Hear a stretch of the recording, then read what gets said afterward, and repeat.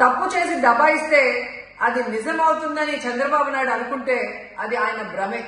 జనాన్ని మాయ చేసినట్టు శ్రీవారిని మోసం చేయాలంటే కుదరదన్న విషయం చంద్రబాబు నాయుడు తెలుసుకోవాలి.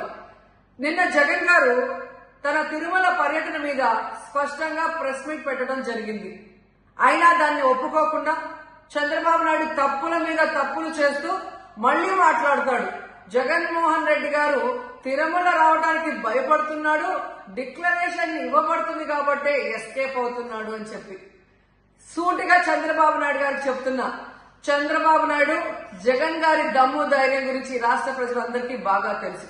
నిన్న కూడా ఆయన భయపడేవాడైతే అంత స్పష్టంగా ప్రెస్ మీట్ పెట్టి ఏ విధంగా తన మతం మానవత్వం, తను ఏ విధంగా బైబిల్ చదువుతారు, బయటకు వచ్చినప్పుడు హిందువుల మనోభిప్రాయాల్ని గౌరవించి గుళ్లకు వచ్చి పూజలు చేస్తారు, అలాగే మసీదులకు వెళ్లి ఎలా పూజలు చేస్తారు, అలాగే సిక్కుల్ని గౌరవించి ఎలా వాళ్ళ పూజలు చేస్తారో చెప్పడం జరిగింది.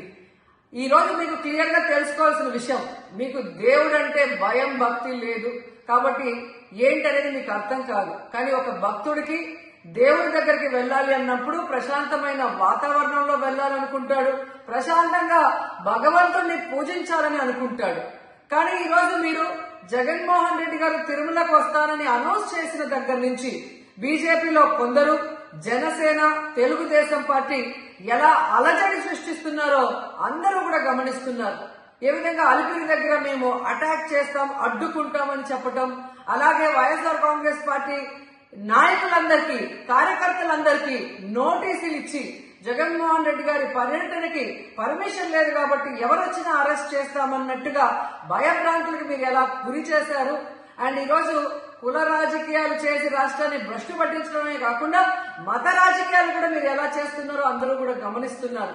ఇలాంటి వాతావరణంలో దర్శనం చేసుకోలేము కాబట్టే జగన్మోహన్ రెడ్డి గారు ఏ విధంగా ఆ తిరుమల ట్రిప్ ని క్యాన్సిల్ చేసి తన అభిప్రాయాల్ని ప్రెస్ ద్వారా ప్రజలకి తెలియజేయడం జరిగింది.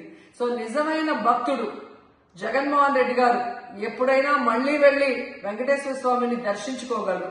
5 సంవత్సరాలు తన తండ్రి మరి ముఖ్యమంత్రిగా వెంకటేశ్వర స్వామికి పట్టు వస్త్రాలు ఇచ్చారు.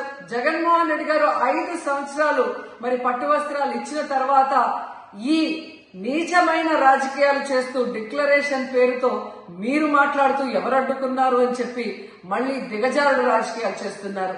సో భగవంతుడితో పెట్టుకున్న చంద్రబాబు నాయుడు నీతో పాటు ఆడిస్తే ఆడే వాళ్ళందరికీ కూడా భగవంతుడు గట్టిగా సమాధానం చెప్తాడు.